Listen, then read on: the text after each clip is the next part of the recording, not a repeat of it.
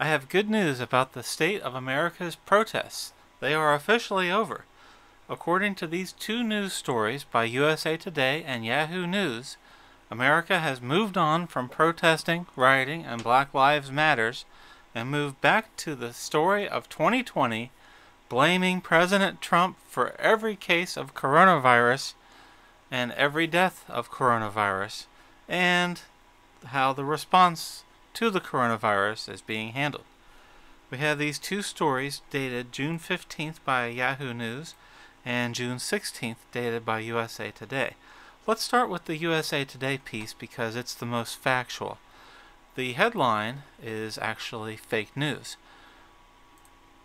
Texas Governor Abbott, Republican, stated factually that younger residents were not following recommended guidelines for coronavirus protection. This fact is repeated by county officials later in the story. But the fake news story is that he's criticized because he stated the facts, and the facts don't matter. He stated factually, young people are not wearing face masks, they're not sanitizing their hands, they're not maintaining the safe distancing practices. And as a result, they are contracting COVID-19 at a record pace in the state of Texas.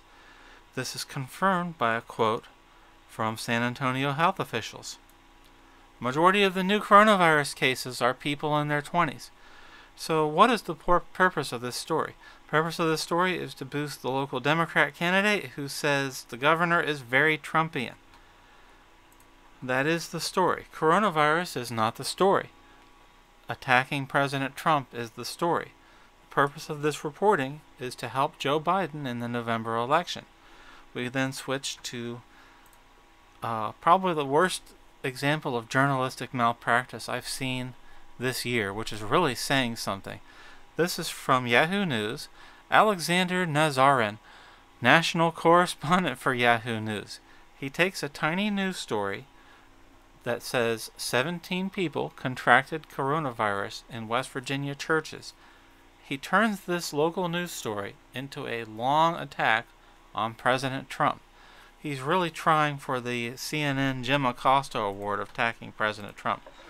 As you know, the daily press briefings have no purpose but to explain to the American public how to keep themselves safe and their loved ones safe and protect them from coronavirus. But most reporters at these briefings see it as an opportunity to secure a book deal, to win a Pulitzer Prize, and to get in digs at President Trump. None of this has anything to do with protecting their viewers, readers, or listeners. It's all about attacking Trump and boosting Joe Biden in the November election. So we go back to this Yahoo story, and there's only a few facts listed in this story. It's all about attacks on President Trump and his relationship with Christian voters. Here's the facts. 5 churches reported 17 people contracting coronavirus. There's no date. You're not told when this happened because that's not the focus of the story. I would quibble about whether 17 cases of coronavirus in 5 churches is an outbreak. What he's actually saying is, in the state of West Virginia, we have a story about 17 people who have contracted coronavirus. Not died, not been hospitalized, just 17 people that have contracted it. Now, by comparison, in 2009, the H1N1 epidemic, 12,000 Americans died, with 60 million Americans contracting H1N1 swine flu. None of the reporters blamed President Obama for this. It wasn't his fault. And in fact, President Obama had the guidance of the same experts at the Centers for Disease Control, Dr. Fauci and Dr. Bix. So what's the difference in the reporting today? Well, today it has to be the president's fault because the president is no longer President Obama. President Obama, not blamed in 2009. President Trump, he has to be blamed in 2020. So the reporting here is all ridiculous. They have to talk about how this was pretty good. Peaceful protesters completely burned out the St. John's Episcopal Church next door to the White House. But President Trump is highly controversial because he walked out of sight of the White House and posed with a Bible. And they trot out some religious leaders to attack Trump. So if President Obama had walked out of the White House, the reporters would have been in awe at the courage of President Obama walking to a burnt-out church and holding up a Bible, saying he stands in support of churches, of not burning churches.